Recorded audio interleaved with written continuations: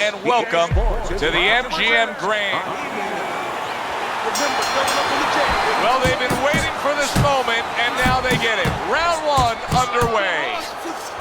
Bradley's landing a combination here. That's what he does when he's at his very best.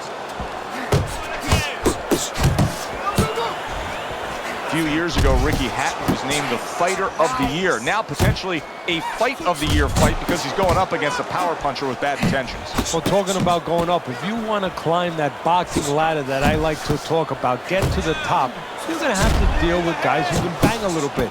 Hatton is going to have to show some defense tonight. More than one punch downstairs, that can be damaging. Hatton's showing you a little defensive skill there, able to move away from that punch. Close the jab. Shake it off, shake it off. It's all right, it's all right. Hatton's got a cut. It looks like it's below the eye on the cheek, but it's something that needs to be monitored. There's a good example of Tim Bradley's jab setting things up. Good step back counter punch there. Jump on. Nice. Bradley's the kind of boxer that wants to do just that. Find the target, get the combination working, land both punches. Well off the mark by Ricky Hatton. Get me back off the rope. Accurate shot, straight right hand comes in. Parries the punch, comes back with the hook. Bradley's coming up big here early on in the fight because he just showed his opponent, hey, listen, you got to be careful. I can counter punch you. Ricky Hatton did a good job of avoiding the knockdown right there, but he still needs to be very careful. He needs to stay away from that power punch. What a big shot. He just went down. The in-fighter went out, and now he went down. Hey, it's okay to go out, but go out the side door. He went out the front door, and as you said, maybe he's paying the ultimate price. Can Ricky Hatton find a way? He went down and now beating the count and looking to continue and survive. Well, I think a lot of us wanted to find out what would happen when this moment came, if it did come. Right now, Hatton wants to find out too. End of round one. Let me paint this picture for you. You got to figure out a strategy, and your fighter's down to one eye. Well, I hope that he read some history books, or he watched a movie named 300. You saw that movie, oh, didn't yeah. you? Great movie about the Spartans where they were outnumbered, and they had to get the terrain right to fight the fight. They had to get into the mountains where the greater forces, the greater army, could not be the great army. They could not get in there and battle where they could take advantage of their superior forces.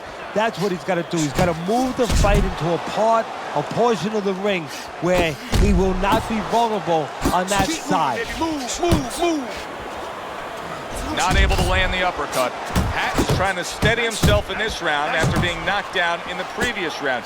Teddy, how much can really happen in those 60 seconds? How much of a benefit is it to a damaged fighter? Well, a lot has to happen. First of all, physically, you have to revigorate the guy. You know, maybe massage the legs a little bit. Most importantly, get some ice on the back of his neck. You know, get that blood flow going a little bit. Make sure that you revive him a little bit. Get him back to feeling like he's ready to go out there. Come on, now, let me see.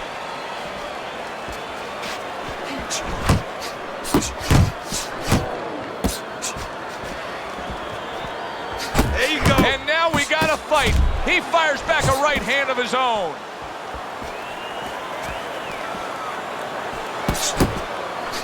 A nice, crisp hook after a fine defensive effort. There's the combo downstairs. A little give and take, and here comes the left hand. Comes with the right.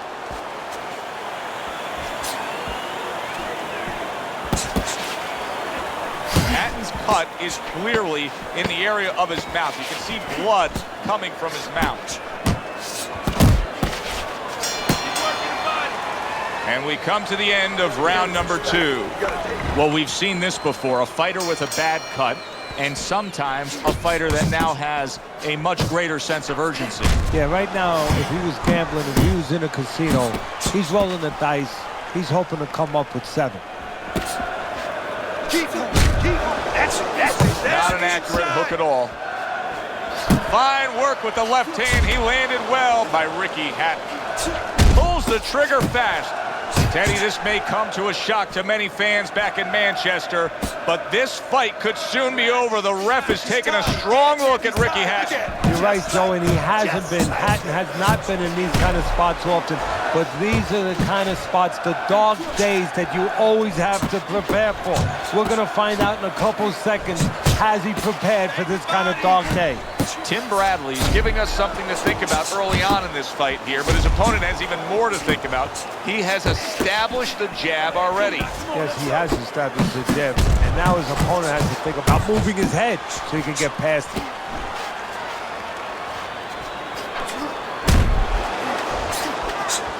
Get close to him.